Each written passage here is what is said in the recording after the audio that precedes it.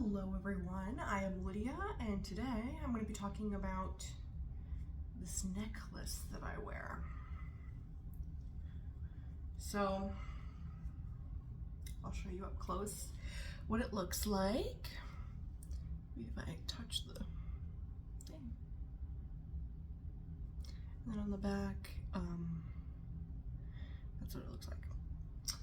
But this necklace, it's actually my mom's, and I guess she's kind of letting me have it. I've just been wearing it all the time, and she doesn't really pick it out to wear a ton, even though she likes it. So I guess I'm sort of taking it, kind of. But of course, you know, she wants it, she can wear it. But it's so cool. It's this kind of medallion, right? Or it kind of looks or reminds me of a medallion, but it's a labyrinth when you really look at it. You know? I mean, it's kind of spectacular. But upon further inspection, I was like, is this really a labyrinth? I think we both were kind of like looking at it like a friend gave it to my mom, and it's just interesting because upon looking at it, it's like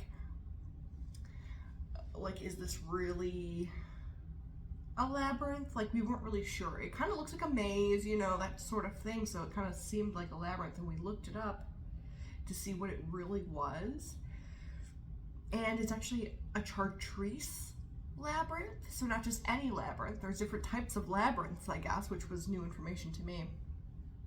I really thought that was so cool. I love going down rabbit holes, or like when just one little thing can send you down this long path of knowledge and learning. It's so fun to me, and so I just cherish this even more now, having all of this newfound knowledge. But I guess there's different types of labyrinths, right? And one type is a Chartres Labrynth, and it looks like this, and it has this center. Mine has that piece chipped off of it. 1, 2, 3, 4, 5. So I guess it must be like a 6-pointed thing, usually, but mine has 5, which is fine. But I kind of like it. It kind of adds to the like rusticness of it, or like the, I don't know, something very authentic and real about it. I don't know, I like it. So when I was looking up a Chartres Labrynth, a lot of images of like people walking Chartres Labrynth came up, and a lot of the photos were the same place in a cathedral, and people were walking it in the center of this cathedral. And when looking it up, it was saying that, I think Chartres is in France, but don't quote me on that. But they were saying that there's a church in Chartres, France, with this sort of labyrinth, and the labyrinth is supposed to symbolize this Christian or believer's walk of life, right? This sort of meditative walk of life.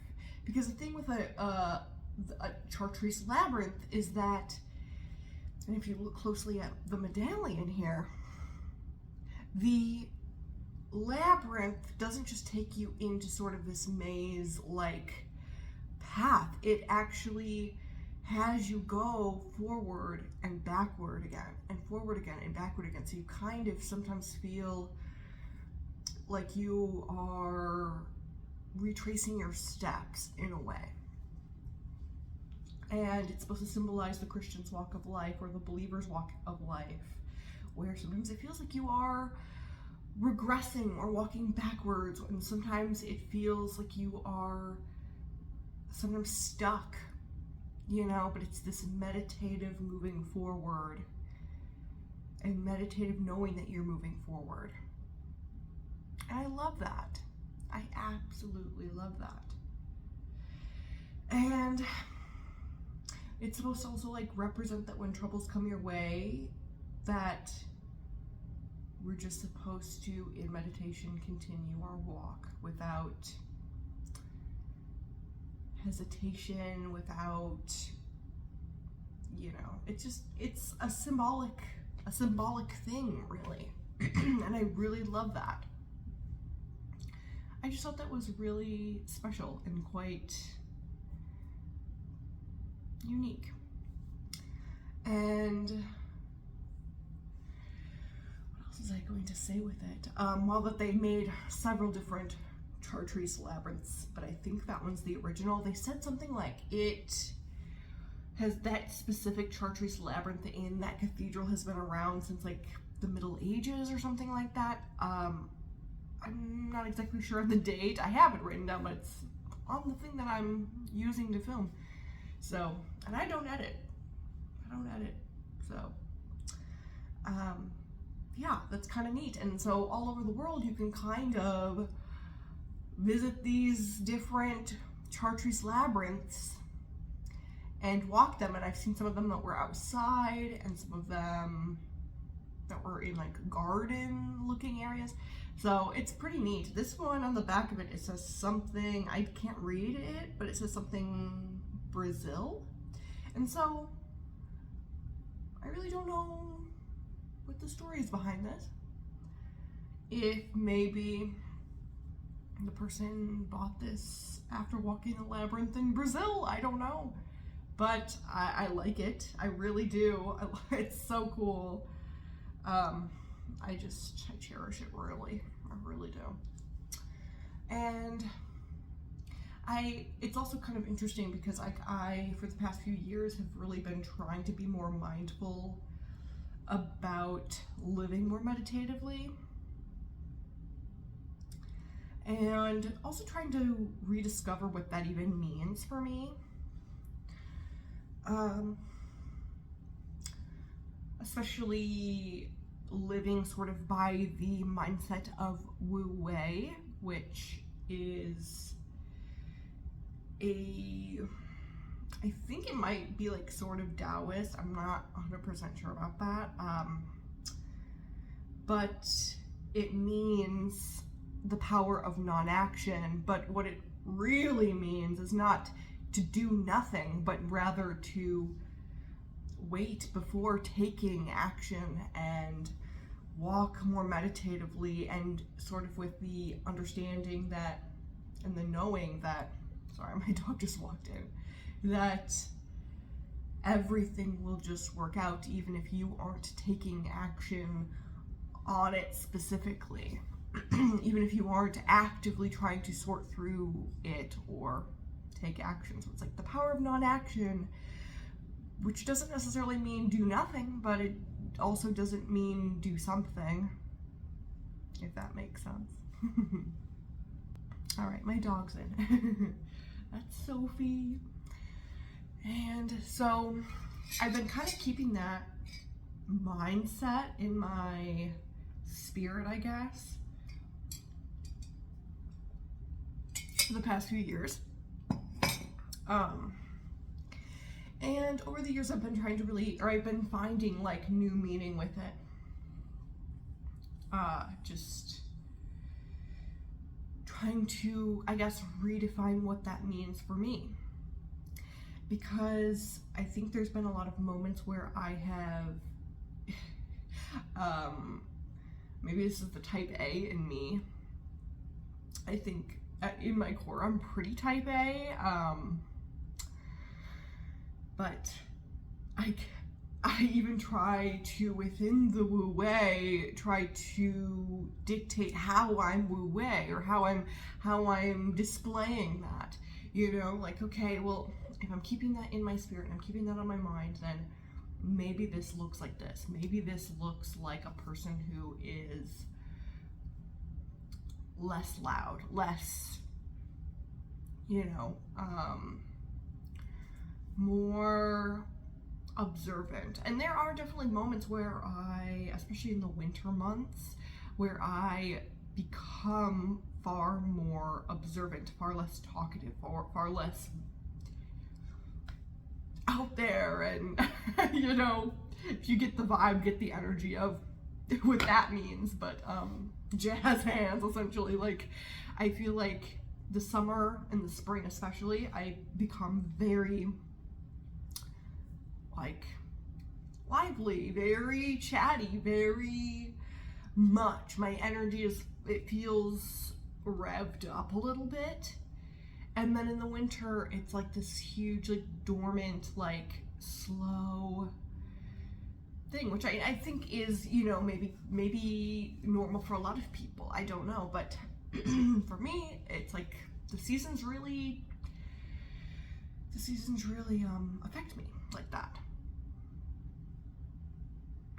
And so it's like, it's kind of interesting that like I do experience that naturally, but I sometimes, when trying to be more wu-wei within myself, it's like I try to go back to a winter me. And this year I'm not doing that. Like, I'm kind of like, let the season, if that's how I feel this season, if that's how I feel in the spring, is I'm here, you know. And in the summer, if I'm quite lively as well,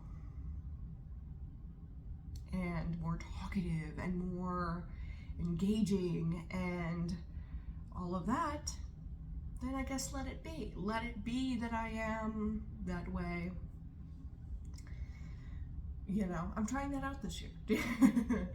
Because I think it's kind of interesting that even in the sense that I am trying to accomplish this power of non-action, I'm looking at it as an accomplishment. And it's like, it's not, you know, like wu-wei is not something to accomplish. It's not. It's something that just is. It's a power of non-action, and it requires no accomplishment. And yet, still in it, I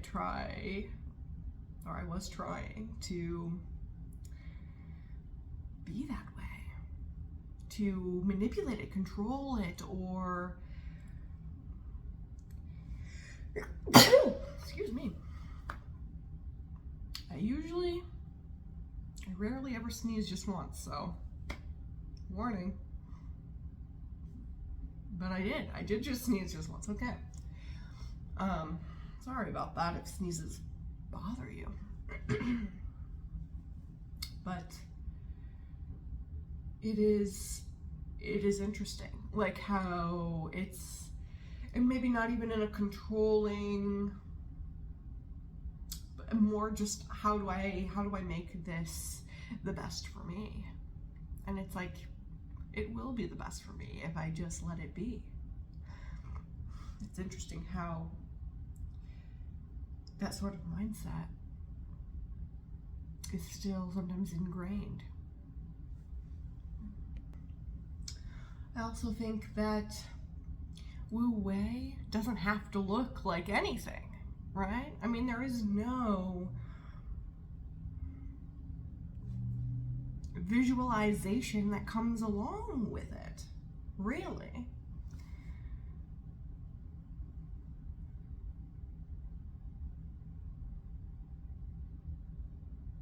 But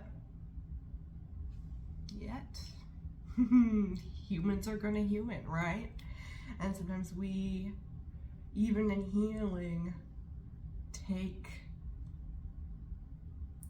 what we've been used to and try to bring that into our healing, and it's like, that kind of defeats the purpose. So, we'll see. I think also a big aspect as to potentially why that is for me is that I did spend, several years in toxic mold. And in those years of toxic mold, I was forced to be in a winter. People talk often about you know, the Christians usually talk about what season of life are you in, right? Like, I'm in this season of life, and sometimes we go through a hard winter season, and they mean with their walk, right? And I guess to some extent that was what I was going through. That was a winter season of life for me, all through the toxic mold. It was a time of being quite dormant in every single way that you can imagine. And maybe that's why the spring of my life, right? It feels sometimes, as spring does, like, is it really spring? Is it winter? Should I go back to winter? Should I come out? Should I grow the flowers? Should I, you know? And so that could be the potential of why that is. But all that to say, this is a Chartres Labrynth, and I think this is so cool. And it definitely helps me to just keep this in my mind. The meditative walk, especially since I am prone to anxiety. By prone, I mean, I don't want to say I am riddled with anxiety, because I don't think I should ascribe that as my identity, but I tend to be quite full of anxiety. And this ought to help. And it does help. It does help to sort of remind myself to walk more meditatively. Meditatively? Through life. Pause for a moment. Not feel so rushed. The power of non-action. Because a lot of time when I'm having anxiety, it's like my mind just is a million different places at once, and it's telling me, like, what action should I take? How do I escape? What action can I take? Although other times I do feel a freeze, which the labyrinth also helps with. It's symbolizing keep moving, but in a meditative way, in a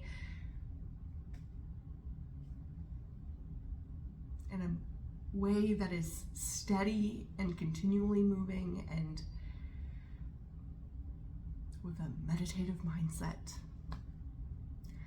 And when you're walking with a meditative mindset, you're not walking in anxiety. So really, it's pretty cool. And I think you can find some Chartres Labrynth pendants online. So if you want a Chartres Labrynth, or maybe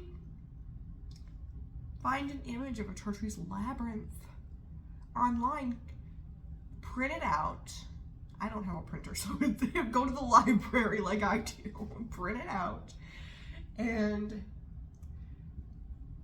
put it in your room or in your notebook or something. Because even psychologically, every time you pass by it, you'll go, right, I need to remember the meditative wu-wei walk of life. And I think that does help. Actually, I know that does help. That helped me when I didn't do that, but the first year that I was healing from toxic mold, I put up sticky notes all over our bathroom mirror. Well, my mom and I both did. And they would say things like, "You are healed." And I feel amazing. I am beautiful. These things that felt so beyond untrue, like so beyond untrue at the time, especially being like the worst health that I have ever experienced in my life, just being at the brink of it. and reading those time and time again until I believed it. And every time I would look in the mirror going, I am beautiful, I am healthy, I feel amazing.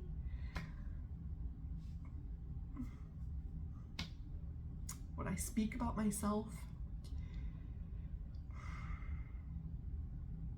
and think about myself becomes true. You know? I think, and I know that to be true for everybody. What we speak and say, I'm learning that as well. It's a difficult journey, changing the way we speak and think. It's a whole new language that we're learning, really,